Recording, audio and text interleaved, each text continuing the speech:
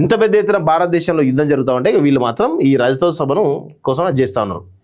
అయితే ఇక్కడ ఒకటి చెప్పాలి మిత్రులారా, చాలా జాగ్రత్తగా వినండి, ఇది చాలా ఇంపార్టెంట్ న్యూస్. ఇక్కడ రజతోత్సవ సభ వేడుక ప్రాంగణం కదా ఇది.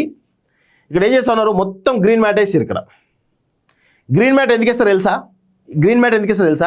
గ్రీన్ మ్యాట్ వేయడం వల్ల వీళ్ళు ప్రజలు రాకున్నా వచ్చినట్టు చిత్రీకరించి ఆ వీడియోలలో జనాలు భారీ ఎత్తున వచ్చినట్టు చూపిస్తారు.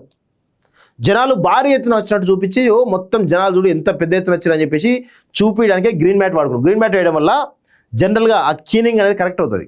ఆ క్లీనింగ్ కావడం వల్ల మనం వేరే సభలో ఉన్న ఇమేజ్ అని తీసుకొచ్చి అక్కడ డంపులుగా పెట్టచ్చు. అక్కడ పెద్ద ఎత్తున మాబ్ని తీసుకొచ్చి అక్కడ పెట్టొచ్చు. వేరే సభల్లో ఉన్న మాబ్ని తీసుకొచ్చి ఇక్కడ పెట్టి చూపిస్తారు.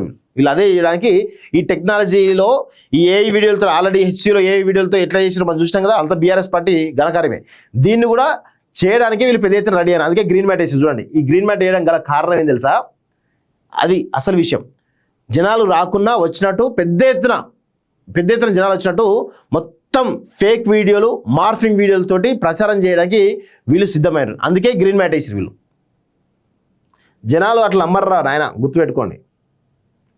ఇగో ఈయనెవరు, లక్ష్మారెడ్డి శ్రీనివాస్ గౌడ్ ఇచ్చినటువంటి యాడ్లో కూడా కవిత ఫోటోలు లేవు, అదేవిధంగా హరీష్ రావు ఫోటోలు లేవు. ఇది అందరికీ అర్థం చేసుకోవాలి ఇది కూడా. ఓకే, విదేశాల్లో ఉన్నత విద్యను చదువుకోవాలని అనుకుంటున్నారా? అయితే వెంటనే ఫ్లైగ్రాడ్ ఓవర్సీస్ ఎడ్యుకేషన్ కన్సల్టెన్సీని సంప్రదించండి.